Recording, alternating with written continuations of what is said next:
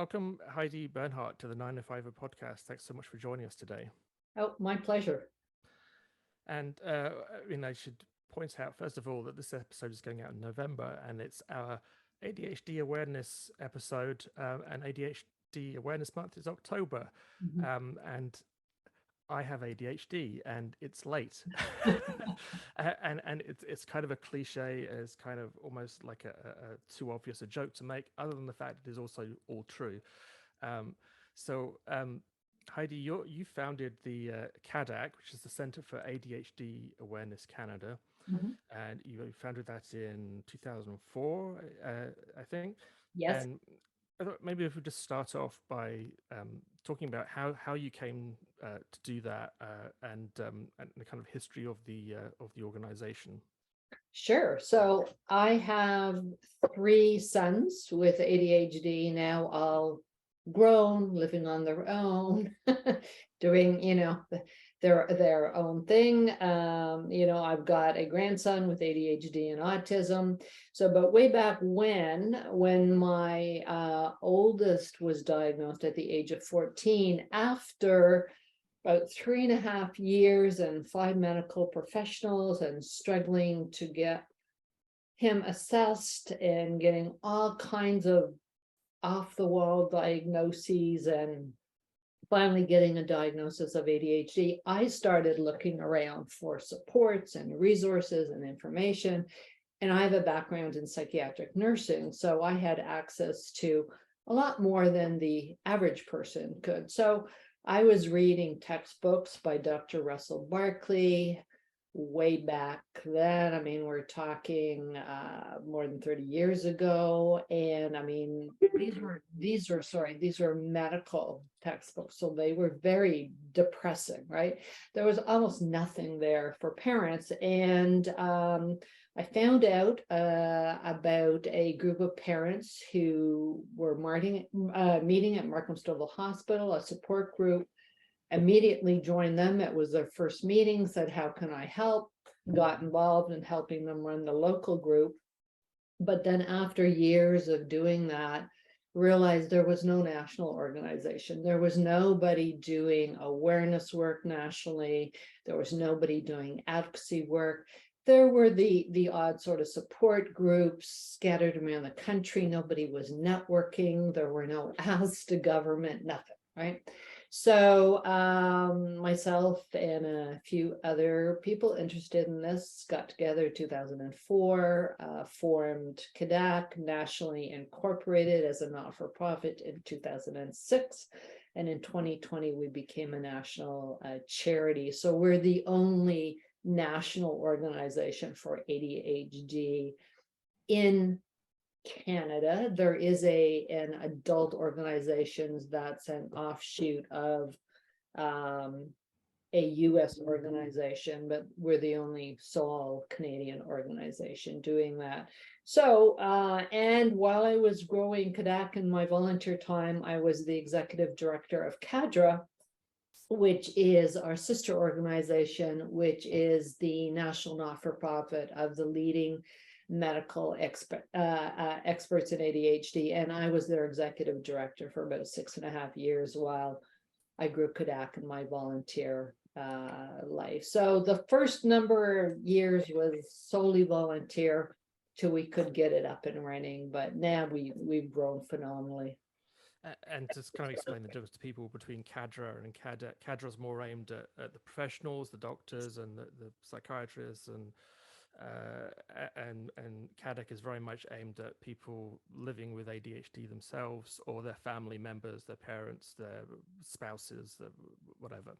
Yeah. And we also do a lot of, I personally do a lot of educational sessions for educators as well, if I'm called out, and a lot of community presentations on ADHD, a lot of media, trying to build awareness of ADHD, and a lot of advocacy, meeting with governments, that kind of thing. So CADAC has got some advocacy initiatives on the go right now, and we're asking actually people who are interested in this to go to the website and actually use the platform we have to contact their NPs and their MPPs, MLAs, because we need them to know more about ADHD. Well, Sorry, sorry, I go was on, just go gonna ahead. Yeah. say, like, when people hear ADHD, they're gonna immediately gravitate towards the idea like this is a childhood disease, right? Like it's kids get diagnosed because they run around the classroom and they don't listen to mom and dad, so therefore they must have ADHD. Why? Well, it's just kids who don't know how to behave. I'm going to suspect you're about to tell me that that's not entirely the case, and that's not that's only a small slice of the picture. And I'm wondering, maybe just bring everyone up to speed. Like, what exactly is ADHD? How does this appear? And the fact that this isn't this we should stop thinking of this solely as like a childhood diagnosis. Exactly. And thanks very much for bringing that up, because there are a lot of myths and misunderstandings about ADHD.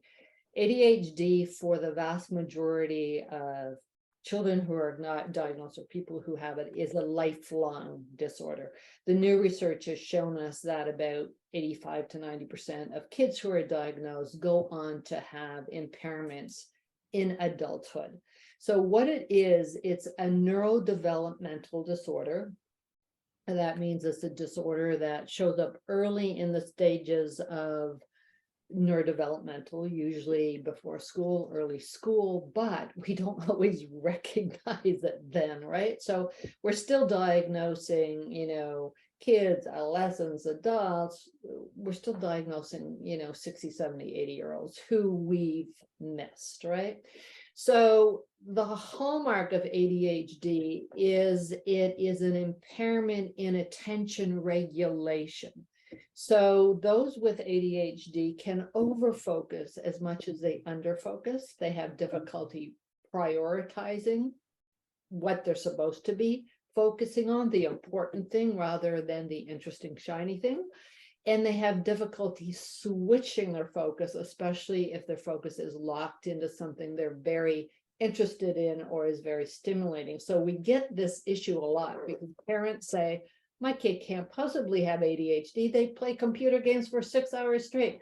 No, that's classic ADHD, actually, right? And the other fallacy is you do not have to have hyperactivity and impulsivity to have ADHD. That is one presentation of ADHD, but the presentation we refer to as primarily inattentive, or we used to call ADD. We don't use that term medically anymore, although media still does. You don't have hyperactivity and impulsivity. And actually, these kids or adults with that form can look actually rather lethargic or, underactive. They're very often the kids who are kind of daydreamy back of the class. More often that presentation occurs in girls and women, but not exclusively. We see it in males as Put my well. hand up here. And that is the description of me as a child and as an adult. And Joel, to his credit, has dealt with my I'm the one single-handedly holding this whole operation together. There, I said exactly.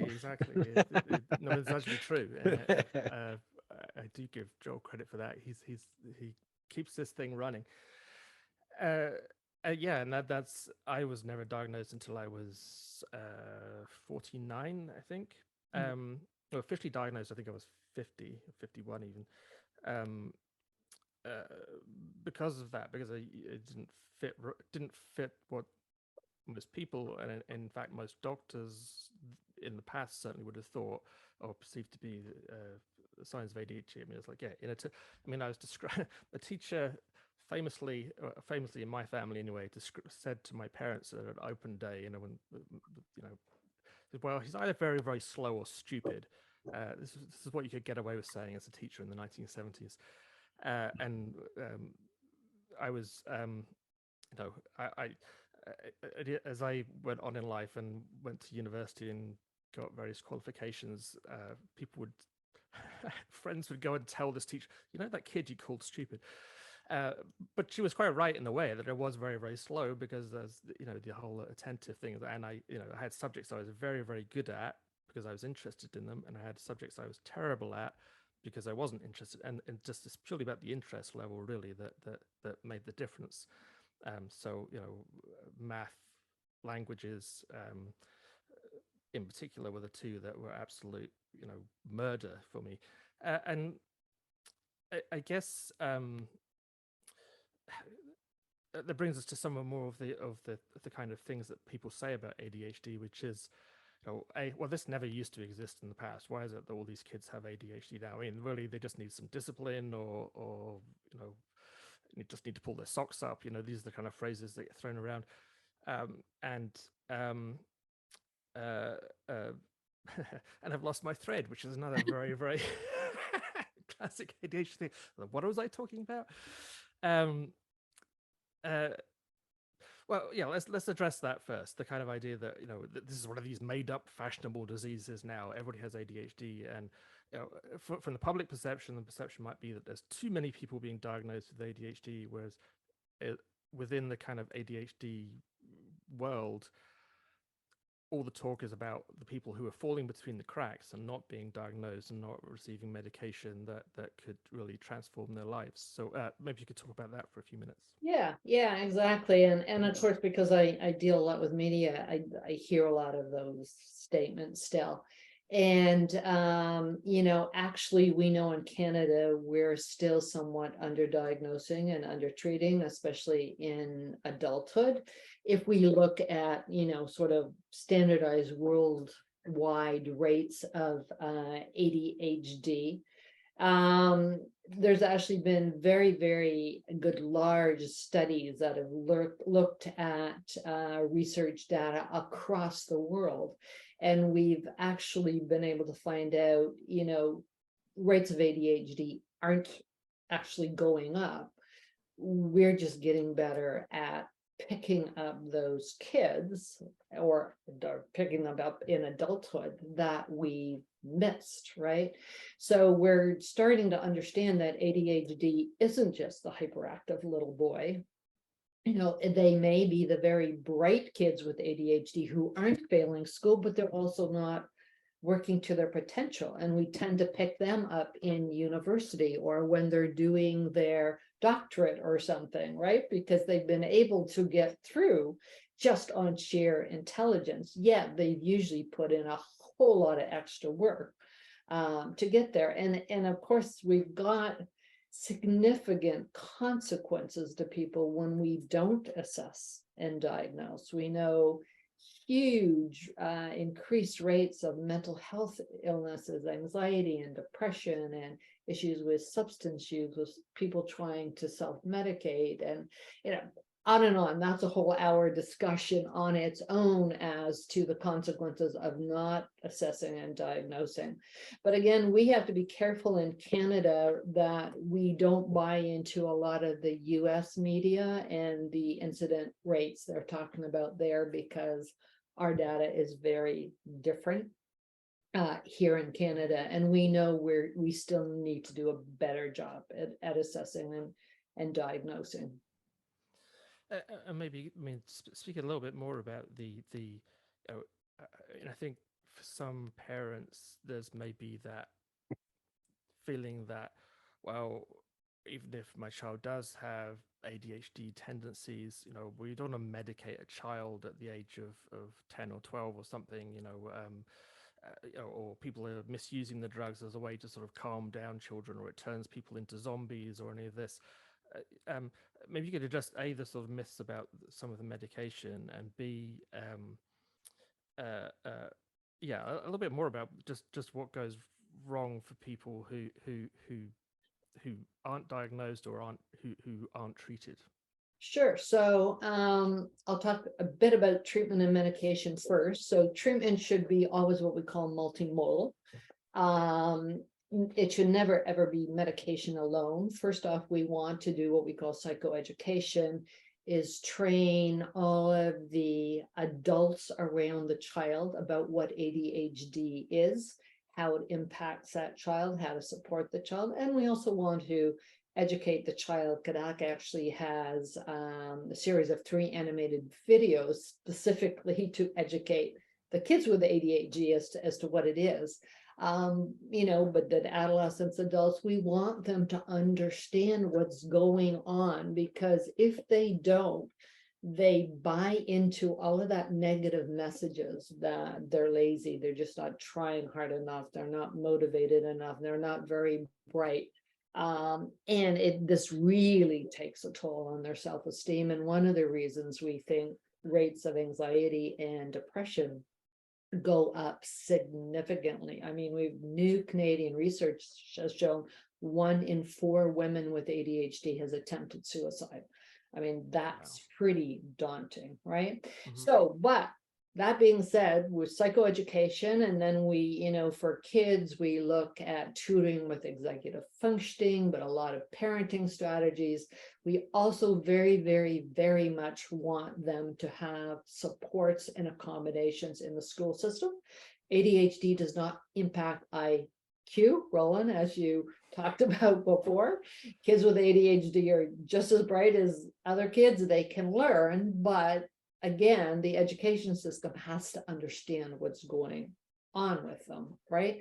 Per se. But then, there's other things like, physical exercise. We know that helps the brain function well, those kind of things. But medication, so when we're talking about ADHD and the impairment of attention regulation, there aren't too many other strategies we can put in place to help the focus, right? The attention, the switching attention. Medication does a very good job for that. And most often, the reason a parent considers medication is because the child is significantly struggling at school. We know the kid's bright, we know the kid can learn, but they're not being successful. Their attention is turned off for most of the day, so they're missing things. Sorry, Joel, did you have? No, I just wanted to, something you were mentioning just kind of speak the question in my head. It was the question of like our current systems for diagnosing this mental illness is, do you think it's sufficient? I mean, we constantly go back to putting pressure on our school system to catch, diagnose, and treat these systems. I'll stop you there. A school system never assesses, diagnose, or I understand, but a parent would send their kid to school and is going to assume the school, like the teacher, is supposed to identify, well, this child is struggling, therefore there's something wrong. There's something quote unquote wrong with them. I got to get they got to be sent to be diagnosed, and the idea is that the schools the kind of catch-all be-all for treatment. I mean, that's the general perspective, and I'm wondering, like, is that the case, or should we be looking at an alternative, maybe a more holistic approach to not treating, but catching? And the reason I brought it up is because you're mentioning how people were going through life, they get through school, high school, and they get so far, get striving for a PhD before they're finally caught, like, hey, you have this. And that's why I bring it up, is that we're relying on, well, the school's supposed to catch it. You're supposed to catch it in school. Okay, so the school, we're not saying the school is supposed to catch it. The school is a entity that we can get good feedback from, right? So in a school setting, this is where we put the greatest load on a child's attention, also their executive functioning, which is organization, time management, problem solving, all of those kind of things that we know is impaired with ADHD. So usually, very often, it's the school that will first come to a parent and say, okay, we've seen your child struggling in this way. We've tried to put in these kind of things to support him or her, but your child's still struggling. So we're sharing that with you, right? And then if the parent says, oh my gosh, what do I do? And then the only thing the school can say is, go and speak with your child's physician and tell them or share with the child's physician what we've shared with you. I mean, at that point, the parents may very well have seen certain things going on at home, the child being scattered, forgetting things, not being able to stay focused, all of those kind of things. So when a physician does an assessment for ADHD, they pull in all kinds of feedback. So we always say we have to see ADHD symptoms in more than one setting. If we're only seeing it at home, or only seeing it at school, that we've got to see it everywhere. And then we also rule out anything else. It could be like eyesight, hearing, anxiety, learning, whatever, right? So it's a fairly thorough, comprehensive, assessment that we do. We then, when there is a diagnosis, there are, as I said, multimodal treatments. So we want to see education of everybody. We want to see home and parenting strategies. We want to see school strategies. We want to, if medication is a choice of the parent, and I've just said it can be very, very helpful for these kids. It's an option. And then, we want tutoring, there's a whole range of things. And that's what we want to see. The difficulty is if we leave school out of the equation, right? And we just expect the medication to solve it, it won't, because the medication helps with attention, but it won't help with the executive functioning. It won't help this kid chunk large assignments down. It won't help them be able to, problem solve on an assignment. So we need everything. Schools, yes, are part of it, because a kid spends a lot of their time at school, right? So we can't leave them out. But we find what happens if schools don't support these kids will fail. I mean, we've got, it's older data, but, something, like a third of kids, with ADHD can drop out of high school. But, we don't want that. We want to keep them in because you can actually get better supports in post-secondary than you can in high school in Canada for ADHD. I mean, oddly enough, actually, I mean, that kind of, I mean, again, I'm hardly typical. I can't say I am anyway. But I actually found education easier the further I went on. That the more academic it became in a lot of ways, the better it was for me. Classrooms that were quiet, where because people were writing or type, pre computers, but the kind of chaos of sticking pieces of paper onto papier mâché, whatever's, and that kind of young school world. Yeah, I hate it because it was like it was like sensory overload. yeah. In retrospect, But I think correct me if I'm wrong, the further you went on, Roland, the more you were able to focus in on the subject matter that you were interested in, and you could hyper focus in, that you were really, right? And that's ADHD. In elementary and high school, we force kids to learn a whole bunch of stuff they don't want to learn, and their attention just is gone. Right. Yeah, I mean, and I was basically, my good fortune was to have parents who thought I was smart, despite all the evidence to the contrary. And really, I mean, that does speaks to the other thing, that of the sort of they happened to hit on the right approach, which was I was very fortunate, very lucky in being able to have tutors, and it's like, okay, well, you're okay, you're not good at math, we get that, all those things, yeah, I mean, that's probably pretty much, barring the medication side, which obviously I wasn't aware of. I was just fortunate to have those things, which so many other people don't have. And I guess, I mean, I also don't know, there are people I suspect or I believe who are affected by ADHD far more negatively than I am. There are, I mean, just to explain to people, this isn't just a little bit of absent-mindedness. This can be something that really completely holds people back from functioning normally, from holding any kind of job. I mean, you you can be on and I guess it's a spectrum like other things like autism or whatever, where there's yeah, I mean, is that impression right, that basically there's a lot of variability with how this might Sure, affect people? yeah, you're right. It's on a spectrum everywhere from mild to severe.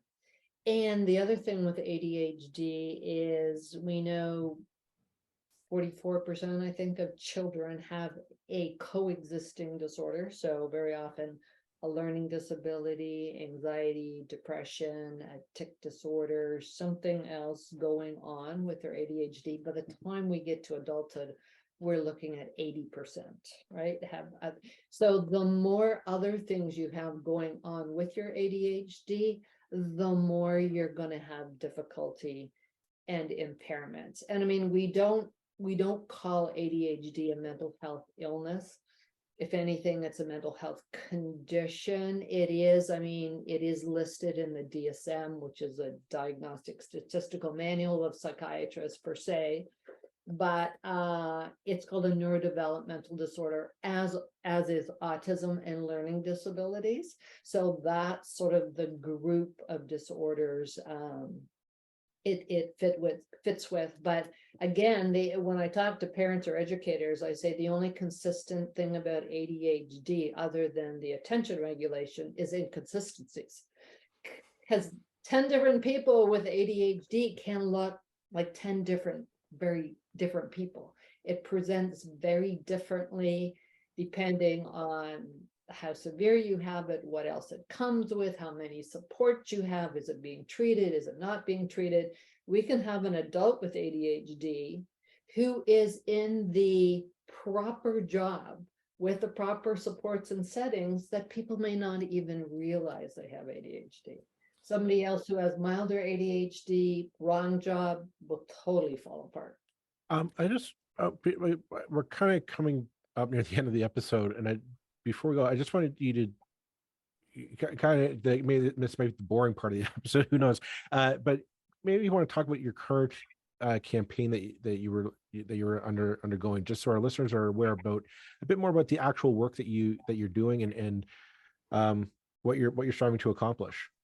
Yeah, so for a number of years now, we've been trying to get adults, parents of kids with ADHD, family members, medical, anybody who's got an interest in this, to contact their elected officials. Because we've done a lot of advocacy work, met with a lot of ministries of health and education and child and youth and justice. Listen, a third of our inmates in the Canadian justice system have undiagnosed ADHD. So, again, a lot of areas of government, but we write papers, we present to them and they say, wow, this is, yeah, we're spending a lot of money by not recognizing ADHD. But then they say, you have to go talk to the politicians because they're our bosses, right? When we talk to the politicians, they say, well, our constituents never talk to us about ADHD. We've got parents of kids with autism coming to talk to us all the time. There is still a significant stigma around ADHD. We talk to a lot of adults who will talk to us personally, but they're businessmen or they're politicians or they're whatever, but they will never come out and tell you they have ADHD or come out, right? So what we're saying to people who have a personal interest in this is you have to talk to your politicians. Tell them this matters to you, right? We're talking 5 to 10% of the population here, right? So our campaign right now, and if you go to the CADAC website, just Google CADAC, CADDAC, it'll come up, is asking people to contact their elected official. And we've got a system, it'll take you 5 minutes. You just put in your postal code, it comes up with your elected official. It will put information in the email box. You can alter it, you can add your own story, whatever, but it is going to be sent to your elected official to let them know you want them to pay attention to ADHD, because we're asking provinces and the federal government to put together committees task forces to look at ADHD, get the different ministries in their silos to talk about it, and what can be done, because we know we're spending a huge amount of money on the back end because we're not supporting ADHD. Why don't we put less in the front end and we'll have better outcomes for everyone? I think, and once again, I had a comment I wanted to add, and it's gone right out of my head. Is that I'm really being a cliche of myself today, but oh, actually, I remembered what it was. As a final point. To anybody who's listening, who I mean, like me, I kind of self-diagnosed with ADHD because, I mean, I went and made sure I got it confirmed. Didn't take my own word for it, that's for sure. But anybody who thinks maybe this describes me, and maybe this explains some of the things that I've dealt with over the years, well, what do you tell them to do? And I was just wondering about speaking finally about the kind of the importance of people with ADHD speaking to other people with ADHD, which I know for me certainly has been the most important thing I've done at all. Yeah, definitely. I mean, and a lot of the people who contact CADAC are looking for resources. Where do we get an assessment? Where do we get diagnosed? People can definitely contact CADAC. We have a resource navigator which will help them out. Unfortunately, we have a real lack of services right across Canada with lengthy wait lists. But you're correct, Roland. A lot of people self-diagnose with ADHD. They either see a documentary, or they read an article, or they listen to a podcast like this and they go, wow, that really sounds like me. And then they're stuck, right? What do they do? So again, it's always trying to find, the assessment, get a diagnosis to get the process started. While they're waiting on that wait list, I'd suggest they go to the CADAC website. Tons of resources, videos, webinars, but we also have support groups. We've started this fall, actually last summer, I think, support groups for adults with ADHD across the country. And exactly as you say, Roland, many adults say this is actually the best form of support and treatment they have, is sharing this. It validates what they're feeling, what they're struggling with, because many adults talk about, going to see medical professionals who don't believe in adult ADHD. They feel further traumatized by it being denied. So that support, being part of the adult ADHD community, sharing experiences, what's worked, what hasn't, all of those things can be a huge benefit. And we've also got support programs for parents with ADHD and educational sessions for parents and adults with ADHD. Yeah, I will second that. Just as the final comment, I'll second that I think certainly for adults, I think everybody with ADHD as an adult probably deals a little bit of well, maybe I am just disorganized and lazy, and maybe I am just a bit stupid. Maybe this ADHD thing doesn't really exist. And however much you've had a diagnosis and you've taken medication and you've done, that thing will niggle away at the back of your head. And speaking to someone else who you immediately recognize as, oh, you're like me, takes away that component of it. And I think that's certainly one of the more difficult and damaging sides of things that I dealt with. Like, maybe this is all a lot of nonsense and I'm just an idiot, and yeah, that really grinds on you after a while.